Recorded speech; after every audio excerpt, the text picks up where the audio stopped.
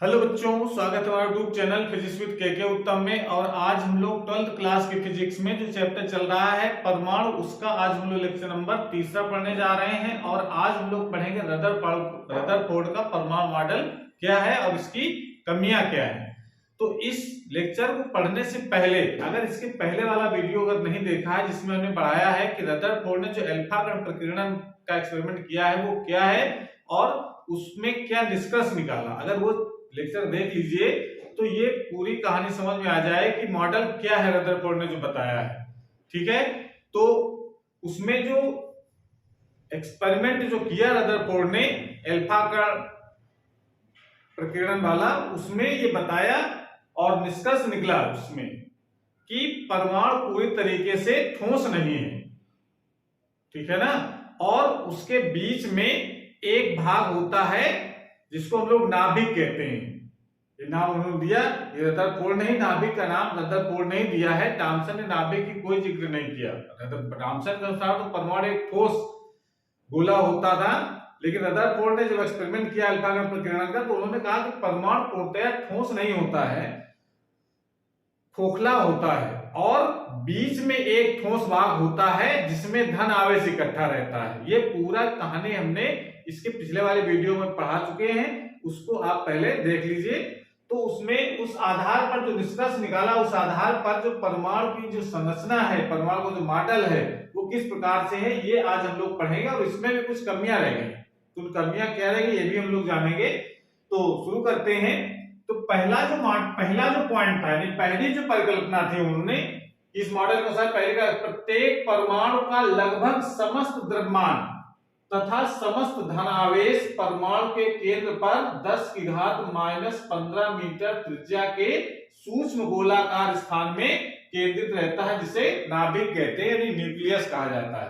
तो जो निष्कर्ष निकाला कि पूरा ठोस नहीं है, और ठोस अगर है तो एकदम सूक्ष्म भाग में है। क्योंकि देखा, जब एक्सपेरिमेंट किया था उन्होंने, तो देखा था कि जो अल्फा कण परमाणु के अंदर से गुजर रहे थे, कुछ ज्यादा से ज्यादा सीधे जा रहे थे 99% से ज्यादा, और कुछ पार्ट थे जो थोड़ा एंगल से विक्षेपित हो रहे थे। ठीक है ना, और कुछ वापस लौट रहे थे। तो उसके आधार पर जो निष्कर्ष निकला, उसके आधार पर यह निष्कर्ष निकला कि परमाणु के ठीक बीच में एक सूक्ष्म भाग होता है और वो ठोस होता है और उस पर धन आवेश इकट्ठा रहता है, जिसका नाम उन्होंने दिया है नाभिक। यानी इस सूक्ष्म भाग में संपूर्ण जो धनावेश होता है वो इकट्ठा है। ठीक है, पहला पॉइंट तो यहां पर यह है कि सूक्ष्म भाग, पूरा परमाणु अगर इतना बड़ा मान लें हम ऐसे, तो उस पूरे भाग में केवल एक सूक्ष्म भाग ऐसा है जो बिल्कुल ठोस है और उस पर समस्त धनावेश है। ये उन्होंने अपनी परिकल्पना में शामिल किया और इसका नाम दिया नाभिक। इसको क्या कहते हैं हम लोग? नाभिक कहते हैं इस ठोस भाग को जहां धनावेश इकट्ठा है। ठीक है, और इसकी त्रिज्या लगभग, जो ठोस भाग की त्रिज्या है 10 की घात -15 मीटर की, इतनी लगभग इस त्रिज्या का एक ये गोला है जिसको नाभिक कहते हैं। और परमाणु का जो आकार है वो कितना उन्होंने आकलन किया, लगभग 10 की घात -10 मीटर त्रिज्या का खोखला गोला है। पूरा ये खोखला है, बीच में केवल ठोस भाग, ये सब पूरा खोखला। और इस खोखले भाग में ही इलेक्ट्रॉन चक्कर लगाते रहते हैं। तो यहां इलेक्ट्रॉन चक्कर लगाते हैं, यहां ऐसे विभिन्न कक्षाओं पर इलेक्ट्रॉन चक्कर लगा रहे हैं। उनकी कक्षाएं निश्चित नहीं है, वो सभी कक्षाओं में चक्कर लगा रहे हैं, ऐसा रदरफोर्ड ने बताया। इस प्रकार से इलेक्ट्रॉन ये सब घूम रहे हैं। ये सब क्या है? इलेक्ट्रॉन। इसके इस खोखले भाग में, जहां इतना खोखला भाग, उसमें इलेक्ट्रॉन ये चक्कर लगा रहे हैं। तो दूसरे पॉइंट में लिखा इलेक्ट्रॉन नाभिक के चारों, नाभिक कौन सा पार्ट हो गया? ये बीच वाला जिसमें धनावेश है पूरा, 10 की घात -10 मीटर त्रिज्या। तो ये जो त्रिज्या है पूरी यहां से यहां तक, वो त्रिज्या है 10 की घात -10 और इसकी त्रिज्या है 10 की घात -15। पावर अधिक है, लेकिन माइनस घात होने का 10 घात -15 जो वैल्यू है वो छोटी है, तो हम लोग जानते ही हैं। और साथ में जब ये भी कहा कि परमाणु उदासीन होता है तो साथ में अपनी बात ये शामिल कर दिया। ये तो जेरे थॉम्सन ने भी अपनी बात कही थी और वो वही बात उनकी सही भी है कि इलेक्ट्रॉन का कुल जो ऋण आवेश होता है वो नाभिक के कुल धनावेश के बराबर होता है। ये बात थॉम्सन की अभी तक सही चली आ रही है और बाकी उनकी बात तो गलत हो गई थी। थॉम्सन के अनुसार तो परमाणु कैसा था, एकदम ठोस भाग था, ठीक है ना, और जो धनावेश था वो सब जगह बटा हुआ था, ये थॉम्सन का था। लेकिन रदरफोर्ड ने क्या कहा कि सब जगह धनावेश नहीं बटा है, एक सूक्ष्म भाग में केंद्रित है जिसको नाभिक कहा गया, और जो खोखला बाकी सब जगह खोखला भाग है और उस खोखले भाग में इलेक्ट्रॉन विभिन्न कक्षाओं में चक्कर लगा रहे हैं, लेकिन इलेक्ट्रॉनों का जो कुल ऋण आवेश है वो नाभिक के धनावेश के बराबर है, जिसके कारण परमाणु कैसा है, उदासीन। ये इनके दूसरे पॉइंट में उन्होंने ये बात को बताया। उसके बाद तीसरा पॉइंट में उन्होंने कहा कि भाई ये जानते हैं कि जब भी कोई पिंड या कोई भी कण वृत्तीय कक्षा में चक्कर लगा रहा है तो इसका मतलब उसको अवकेंद्र बल भी चाहिए। तो उन्होंने इलेक्ट्रॉन नाभिक के चारों चक्कर तो लगा रहे हैं, लेकिन उनको अवकेंद्र बल कहां से मिल रहा है, इलेक्ट्रॉन और नाभिक के बीच लगने वाले विद्युत आकर्षण बल से। इलेक्ट्रॉन पर ऋणावेश, नाभिक पर धनावेश होता है, तो इनके बीच कौन सा बल लगेगा, आकर्षण बल, जिसको हम कहते हैं विद्युत आकर्षण बल। उस आकर्षण बल से इसको घूमने के लिए अभिकेंद्र बल प्राप्त होता है। तो ये इसका पॉइंट आप लिख सकते हैं कि इलेक्ट्रॉन को नाभिक की चारों ओर घूमने के लिए आवश्यक केंद्र बल इलेक्ट्रॉन तथा नाभिक लगने वाले वैद्युत आकर्षण बल से प्राप्त होता है। ये बात अपनी बताई रदरफोर्ड ने परमाणु मॉडल के बारे में। लेकिन इसमें कुछ कमियां रह गई। वो कमियां कौन सी हैं वो आप हेडिंग लगाएंगे, इसको नोट कर लीजिए। पहले बात क्लियर हो गई। इस मॉडल के अनुसार परमाणु कैसा है, खोखला होता है और खोखले भाग के बीच में जो सेंटर पॉइंट है वहां पर ठोस भाग होता है और वहीं पर समस्त धनावेश और लगभग समस्त द्रव्यमान केंद्रित रहता है। लगभग समस्त द्रव्यमान, धनावेश तो समस्त रहता है केंद्रित, लेकिन जो द्रव्यमान है वो लगभग इलेक्ट्रॉनों के द्रव्यमान को छोड़ दीजिए, इलेक्ट्रॉन का द्रव्यमान बहुत कम होता है, इस कारण से हम पूरा द्रव्यमान इस नाभिक पर ही केंद्रित मान लेते हैं, ठीक है ना। तो ये बात उन्होंने बताई। और ये जो इलेक्ट्रॉन को घूमने के लिए अवकेंद्र बल जो चाहिए, बिना अवकेंद्र बल के व्यक्तिगत संभव है नहीं, तो वो इलेक्ट्रॉन और नाभिक में लगने वाले गुरुत्वाकर्षण बल से प्राप्त होता है। इतनी बात उन्होंने अपने मॉडल में प्रस्तुत की, लेकिन उसमें कुछ कमियां भी रह गई। कमियां क्या रह गई ये हम लोग समझते हैं। तो हेडिंग लगाएंगे रदरफोर्ड मॉडल की कमियां। नोट कर लीजिए इसको।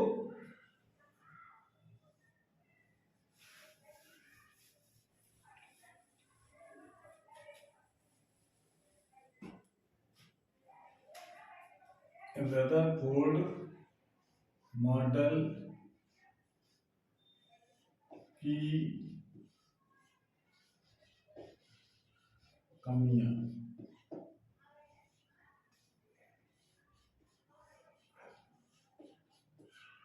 तो पहली कमी हम देखते हैं क्या रहेगी।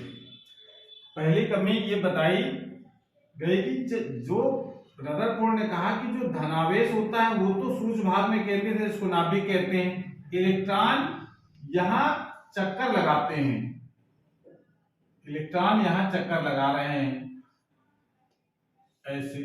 इलेक्ट्रॉन का जो वेग है वो आप इसमें दिखा सकते हैं। इलेक्ट्रॉन यहां पर होगा तो उसकी डायरेक्शन ऐसी होगी, जब चक्कर लगा रहा है तो हर जगह इलेक्ट्रॉन का वेग की जो दिशा है वो चेंज होगी। इलेक्ट्रॉन जब यहां आ जाएगा तो डायरेक्शन ऐसी हो जाएगी, यहां आ जाएगा इलेक्ट्रॉन की डायरेक्शन ऐसी हो जाएगी। तो इसका मतलब है इलेक्ट्रॉन के वेग की डायरेक्शन हर क्षण बदल रही है। यहां इलेक्ट्रॉन होगा तो उसकी वेग की डायरेक्शन इस तरफ होगी। इलेक्ट्रॉन जब नाभिक के चारों चक्कर लगा रहा है तो उसकी दिशा लगातार बदल रही है, और लगातार बदल रही इसका मतलब है कि इस इलेक्ट्रॉन का वेग परिवर्तन हो रहा है। वेग परिवर्तन होने का मतलब इस पर त्वरण उत्पन्न हो रहा है, ठीक है ना। त्वरण उत्पन्न हो रहा है तो उस समय एक थ्योरी चल रही थी मैक्सवेल की, और मैक्सवेल का जो थ्योरी क्या थी, मैक्सवेल की थ्योरी को ध्यान समझना है। मैक्सवेल एक महान वैज्ञानिक थे। और मैक्सवेल का जो सिद्धांत ये था विद्युत चुंबकीय सिद्धांत, वो सिद्धांत में कहता है कि अगर कोई भी आवेशित कण, यानी आवेशित कोई भी आवेशित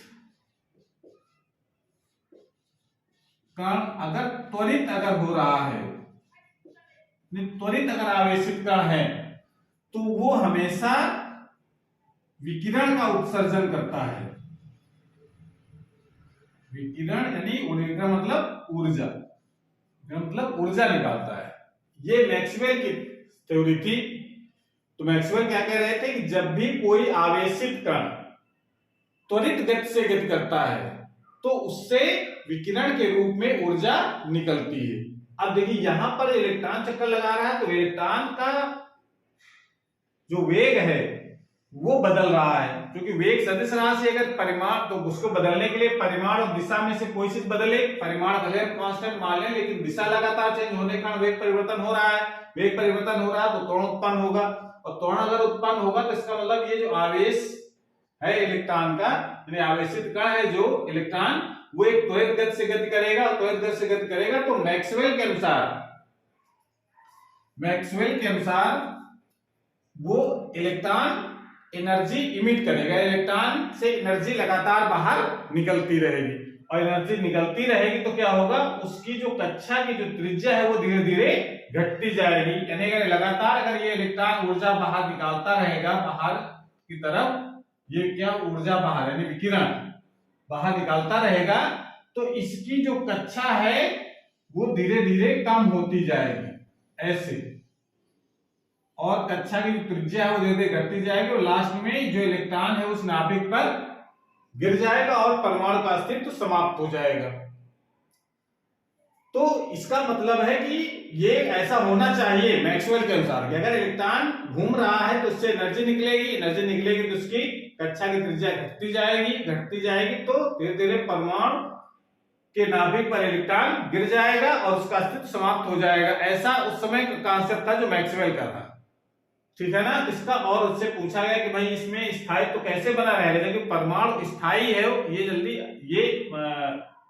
विनाश नहीं होता परमाणु का, ठीक है ना। परमाणु अगर विनाश होने लगे तो अगर हम कोई भी चीज अगर रख दें तो थोड़ी देर बाद वो घट करके उसका पार्ट कम हो जाएगा, फिर और थोड़ी देर बाद और कम हो जाएगा, थोड़ी देर बाद वो समाप्त हो जाएगी, पर ऐसा नहीं है, ठीक है ना। तो इसका मतलब है जो मैक्सवेल की थ्योरी से उसके अनुसार तो कक्षा की त्रिज्या घट करके उसकी कक्षा शून्य हो जाएगी, यानी परमाणु का अस्तित्व समाप्त हो जाएगा, पर ऐसा नहीं होता है। तो इसका मतलब है कि जो रदरफोर्ड ने अपनी बात बताई थी इलेक्ट्रॉन चक्कर लगा रहा है, तो उसके आधार पर ये जो परमाणु के स्थायित्व की व्याख्या नहीं कर सका वो, कि परमाणु स्थायी फिर कैसे है, इलेक्ट्रॉन घूम रहा है त्वरित गति से, तो इससे ऊर्जा निकलेगी तो इसकी धीरे धीरे कक्षा कम होती जाएगी, और लास्ट में वो इलेक्ट्रॉन इस नाभिक में गिर जाएगा और उसका अस्तित्व समाप्त हो जाएगा। इस बात की व्याख्या रदरफोर्ड का जो मॉडल था वो नहीं कर पाया। यानी पहली कमी ये थी कि ये मॉडल परमाणु के स्थायित्व की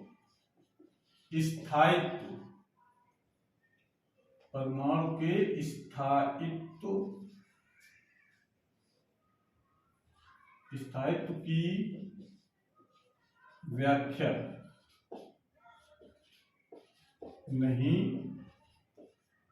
नहीं कर सका। परमाणु स्थायी कैसे है अगर ऊर्जा निकल रही है तो पहली कमी तो ये रही, ये मॉडल परमाणु के स्थायित्व की व्याख्या नहीं कर सका। बात क्लियर हो गई। यानी जब भी इलेक्ट्रॉन घूमेगा तो उससे एनर्जी बाहर निकलेगी, ये मैक्सवेल की थ्योरी थी, तो उसके आधार पर उन्होंने पहली कमी तो बता दी।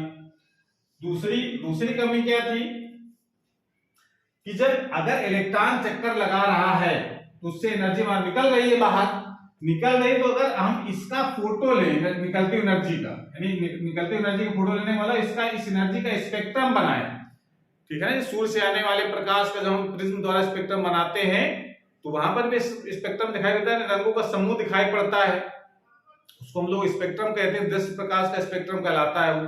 लेकिन अगर हम इस एनर्जी जो निकल रही है, इस एनर्जी का अगर स्पेक्ट्रम बनाए यानी उसकी फोटो बनाए, तो वो फोटो के अनुसार जब लगातार एनर्जी बाहर निकल रही है तो इसका स्पेक्ट्रम कैसा दिखना चाहिए। अगर फोटो हम बनाते हैं तो उसमें बिल्कुल एकदम इसकी जो इस तरीके का स्पेक्ट्रम दिखना चाहिए, बिल्कुल एकदम सतत। भाई लगातार जब एनर्जी निकल रही है तो हमको स्पेक्ट्रम ऐसा दिखना चाहिए, कंटिन्यूअस। समझ आ रही कि नहीं? मतलब जब एनर्जी लगातार इलेक्ट्रॉन से निकल रही है तो उसका अगर हम एनर्जी निकलती हुई एनर्जी का अगर फोटोग्राफ लें तो लगातार एनर्जी निकल रही है तो इसमें हमको एक सतत स्पेक्ट्रम प्राप्त होना चाहिए, पर ऐसा नहीं होता है। रियल में प्राप्त कैसा होता है? इस तरीके का फोटो बनाते हैं तो हमको फोटो कुछ इस तरीके की प्राप्त होती है, ऐसी लाइनें लाइनें दिखाई पड़ती है। लाइन दिखाई मतलब एनर्जी निकल रही तो लाइन दिख रही है, फिर एनर्जी बंद हो गई निकलना तो कोई लाइन नहीं, फिर निकली, फिर लाइन दिखने लगी, फिर बंद हो गई, फिर दिखने लगी। इस तरीके से रुक रुक करके एनर्जी का रेडिएशन हो रहा है, एनर्जी निकल रही है। तो इस बात की व्याख्या, जो लाइनें लाइनें दिख रही है, इसको कहते हैं लाइन स्पेक्ट्रम। ठीक है ना, रेखीय स्पेक्ट्रम कहा जाता है। और ये है सतत स्पेक्ट्रम। तो सतत स्पेक्ट्रम की जो व्याख्या है वो कैसे सतत स्पेक्ट्रम होना चाहिए, ये बात रदरफोर्ड अपनी मॉडल में नहीं बता पाए। तो सतत स्पेक्ट्रम जो होना चाहिए वो नहीं है, कैसा? रेखीय स्पेक्ट्रम है, यानी लाइन स्पेक्ट्रम को प्राप्त होता है। तो ये स्पेक्ट्रम नहीं प्राप्त होता है, जबकि होना ये चाहिए, प्राप्त होता है ये। तो इसका इस रेखीय स्पेक्ट्रम की व्याख्या नहीं कर पाया मॉडल ये, यानी कह सकते हैं ये मॉडल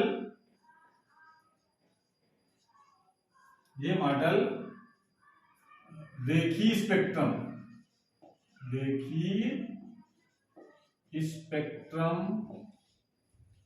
की व्याख्या नहीं कर सकता। ये इसके दो प्रमुख कमियां पाई गई रदरफोर्ड में। ये स्थायित्व की व्याख्या नहीं कर पाया कि परमाणु स्थायी कैसे रह जाता है, और दूसरा जो एनर्जी निकल रही है इलेक्ट्रॉन से, तो एक इलेक्ट्रॉन से, उसका स्पेक्ट्रम रेखीय क्यों होता है, जबकि होना चाहिए सतत। जब लगातार एनर्जी निकल रही है तो इसका मतलब है कि सतत स्पेक्ट्रम होना चाहिए, कंटीन्यूअस स्पेक्ट्रम होना चाहिए। लेकिन रियल में कंटीन्यूअस ना होकर के कैसा प्राप्त होता है हमको? रेखीय स्पेक्ट्रम, लाइनें लाइनें का मतलब होता है कि एनर्जी लगातार नहीं निकल रही है, रुक रुक करके निकल रही है। तो रुक रुक करके निकलने के बाद ये मॉडल नहीं बता पाए कि ऐसा क्यों होता है। ठीक है ना? तो इस प्रकार की इसकी दो प्रमुख कमियां हैं, और मॉडल रदरफोर्ड ने जो प्रस्तुत किया है काफी इंपॉर्टेंट भी है। इसकी जो कमियां रह गई हैं, इसको हालांकि बाद में नील बोहर ने इस कमियों को दूर किया है और थोड़ा संशोधन करके, वो हम लोग अगले वाली क्लास में पढ़ेंगे। तो आज क्लास हमारे पर समाप्त होती है। अगर ये वीडियो अच्छा लगा हो तो उसको लाइक करें, अपने दोस्तों को शेयर करें, और चैनल अभी तक सब्सक्राइब नहीं किया, चैनल को सब्सक्राइब करें, जिससे नए वीडियो अपलोड हो उसकी नोटिफिकेशन आपके पास सबसे पहले पहुंच जाए। पढ़ाई करते रहिए। Thank you.